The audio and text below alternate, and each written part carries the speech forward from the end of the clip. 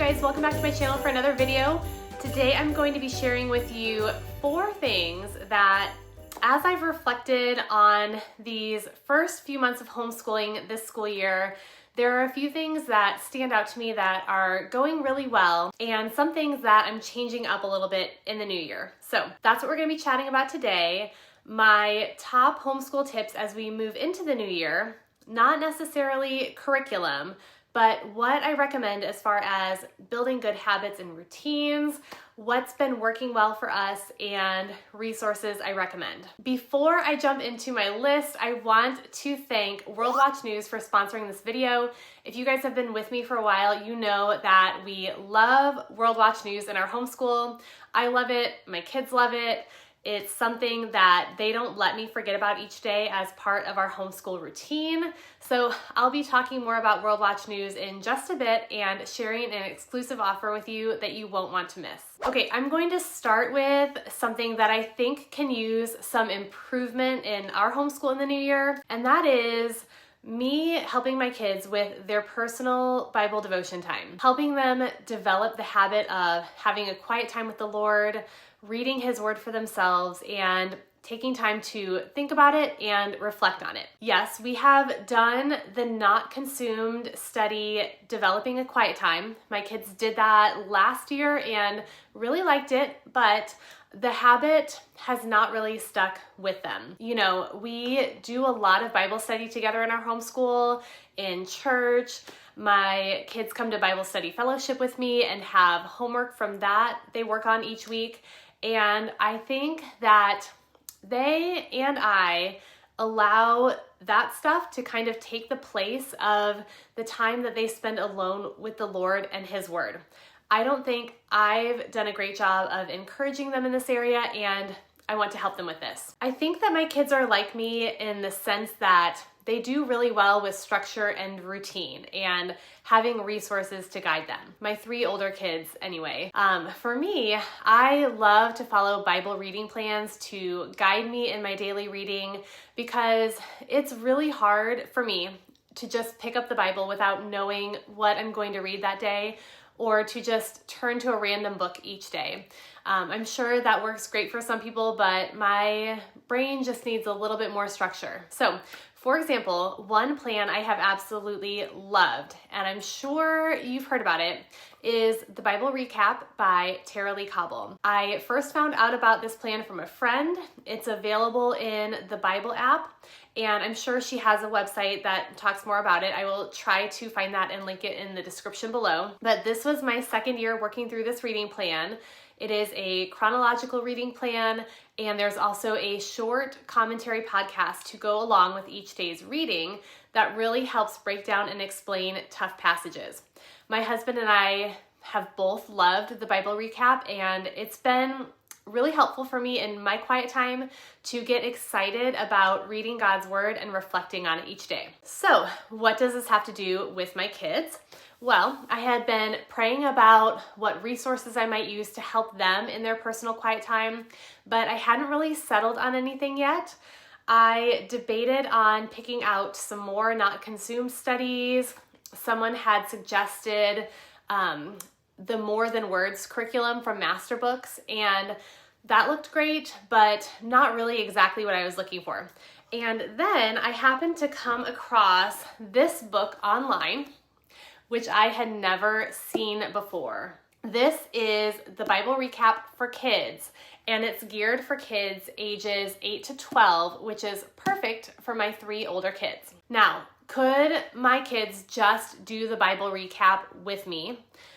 They could, but I love how this book is laid out, and it gives them a printed guideline to follow each day so they can use it on their own. They don't need to use an app or anything like I do for the plan, and they can go at their own pace. So the Bible Recap is designed for reading through the Bible in 1 year, but I'm not necessarily expecting my kids to do that. I really want them to take their time, really read scripture on their own, and get excited about and look forward to their quiet time each day. I know that when I do the Bible Recap, I really love how the passages are broken down and explained. I learned so much, and it does help me get even more excited to read the Bible.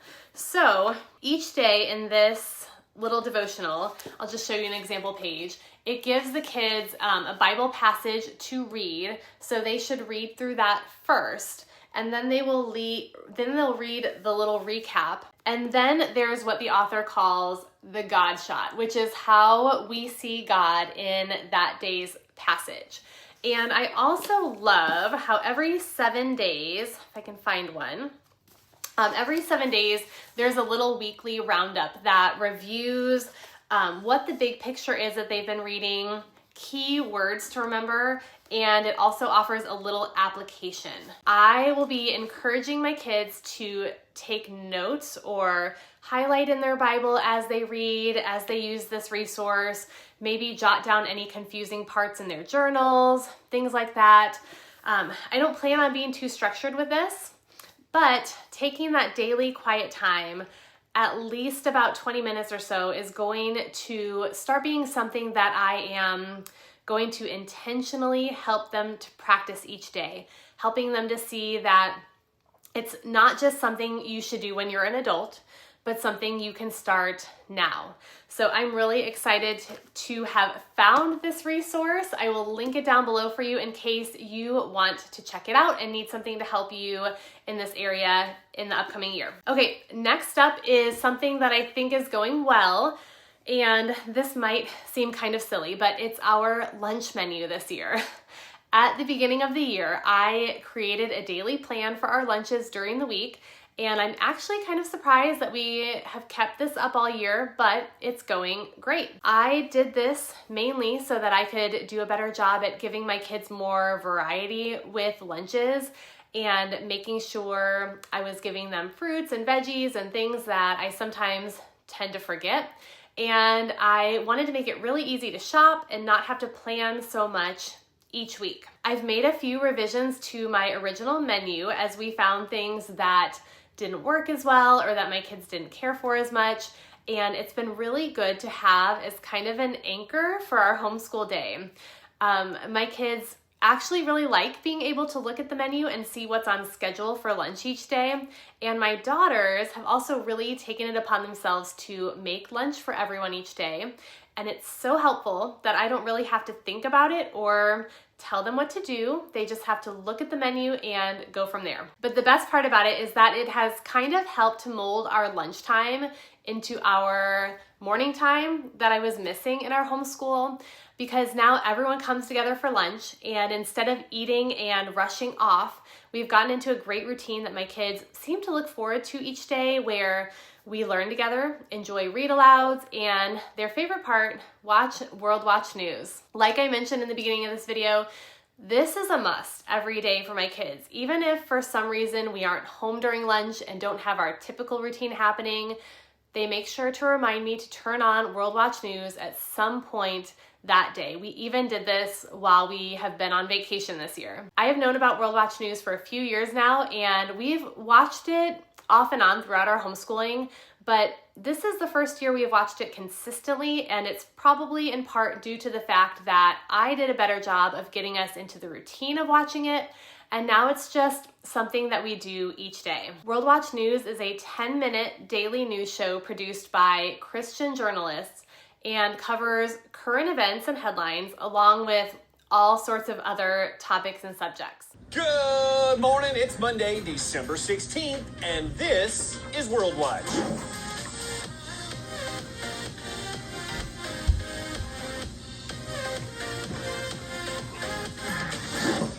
America was founded on the premise of second chances. President Joe Biden gave out quite a few secondhand chances last week, issuing the biggest single day of clemencies in modern history. He's commuting the sentences of nearly 1,500 people, which means reducing or eliminating their punishment, but without erasing their wrongdoing. All had been released from prison and were serving long sentences in home confinement since the pandemic. Biden also pardoned 39 Americans convicted of nonviolent crimes, drug offenses, fraud, theft, and considered to have turned their lives around. The president said he would be reviewing other clemency petitions and could issue more in the weeks ahead. Biden issued a blanket pardon to his son, Hunter, earlier this month, a move that about half of Americans disapprove of to some degree. That statistic thanks to an AP North poll. And speaking of polls, after the break, we'll have a handful of polls from 2024 that surprised us as we look to wrap up the year. All my kids, from my kindergartner to my 7th grader, enjoy it. And there's no doubt that there is a need for this program. I truly think that every homeschool family can and should make this a part of their day. When I was growing up, my access to the news was the mainstream media, usually on the TV as my dad watched it when he got home from work each day. Now, don't even get me started on the mainstream media these days, but I can tell you that it's not something I usually personally trust as a valid source of information or have been sharing with my kids. World Watch, on the other hand, is a trusted news and current event source that the whole family can enjoy. And it's not only a trusted news source, but it helps me point my kids to hope through all the craziness that goes on in the world today. And that's the key, pointing them to the hope that we have in Jesus. Each day, my kids hear the World Watch News tagline, "Whatever the news, the purpose of the Lord will stand." I love this.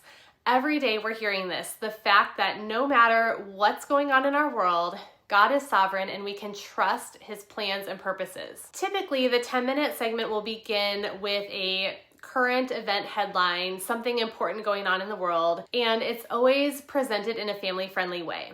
And then in addition to current events, they have lots of other fun segments and stories that we learn a lot from. They have science segments, they do segments on world cultures, etymology. My kids love the segment called What in the Word, where they teach about common idioms and phrases and where they come from.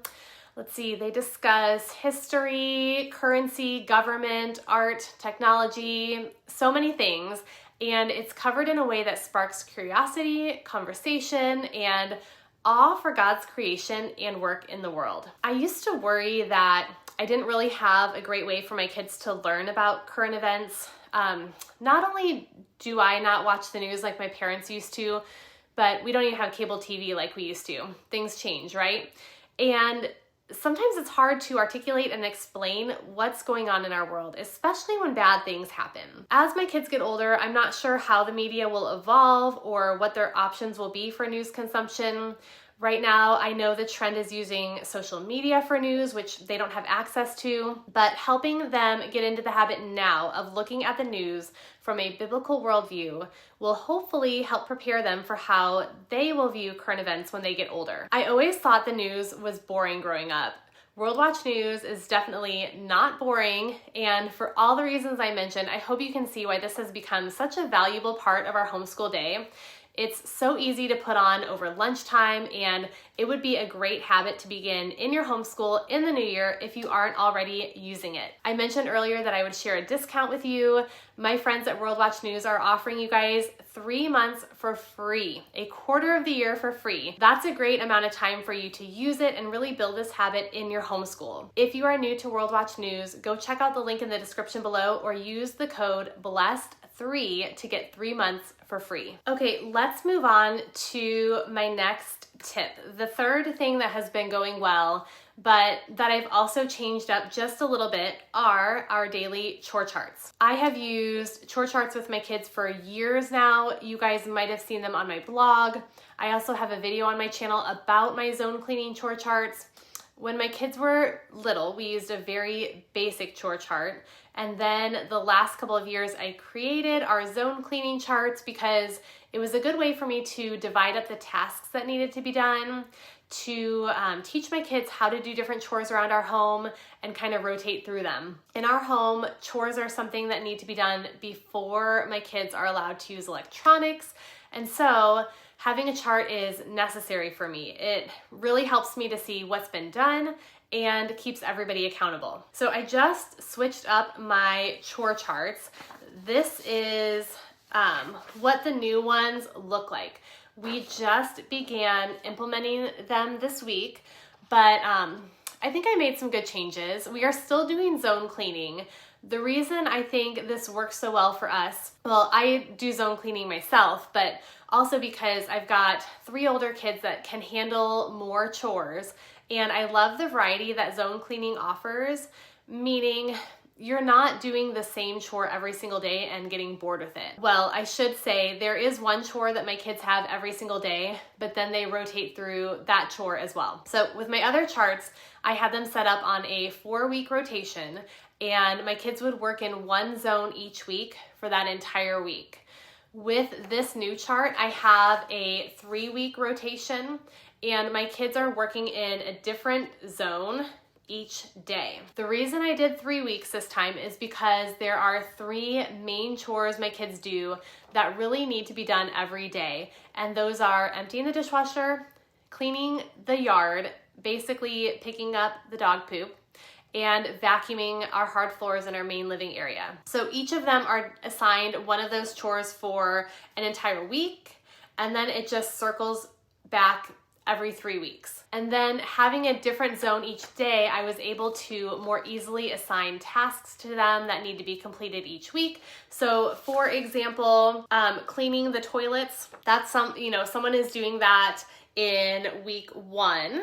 Oh, I have my other chart here they can all fit on one, so I've got 2 pages here, but someone is cleaning the toilets in week 1. And someone is cleaning them in week 2, and then another gets to do it in week 3. So that gets cycled through a bit more often. So we'll see how this goes. I don't have a template for this up on my blog right now. I just made it in Canva. But if it's something you think you'd like, let me know in the comments, and I can certainly post this one and make a blank one and give more instruction about how to fill it out, how to set it up, and how to use it with your kids. Okay, and the last thing that has been going really well that I will definitely be continuing to use in the new year is our planning and organizing through Homeschool Planet. You hear me talk about this all the time too. This is another tool I absolutely love using in our homeschool and recommend it to everyone. Now, I love paper planners. It took me quite a while to switch from my paper planner to using Homeschool Planet, but I'm so glad I made the switch. For me, it saved me so much time in not having to write out my schedule each week or even write down the hours of instruction that I have to keep for our homeschool records, because Homeschool Planet does it all for me. As my kids have gotten older, saving time in our day has been a huge benefit, and it's really easy to adjust our schedule when needed, which is often,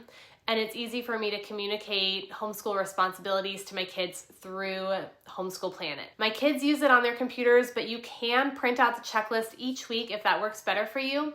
And they now have an app. I shared about that in my Day of the Life video earlier this week. It's not something that I think is necessary, but I've definitely gotten use out of it since I'm not tied to my laptop and can easily see our checklist from my phone or iPad if needed. If this is something you'd like to try in the new year, if getting more organized and streamlining your homeschool planning is a goal for you, check out my link in the description where you can get a free trial to Homeschool Planet. I'll also add that as my kids are approaching high school ages, it's really nice to have the option to record grades and create transcripts with this program. So everything is truly in one place. I highly recommend giving it a try if you haven't. I really love using it. Okay, so those are some of my homeschool tips, some reflections on a few resources and routines that we are using in our homeschool and how they've been going for us. I'd love to hear your thoughts in the comments below. Let me know if there's anything that stood out to you or if there has been anything working really well for you this year regarding your homeschool routine or any resources you are loving. And thank you once again to World Watch News for sponsoring this video. Everyone, go check them out and make sure to use my coupon code BLESSED3 for 3 free months. It's such a great deal and a really fun gift you can give your homeschool in the new year. Thanks so much for watching. I will see you next time.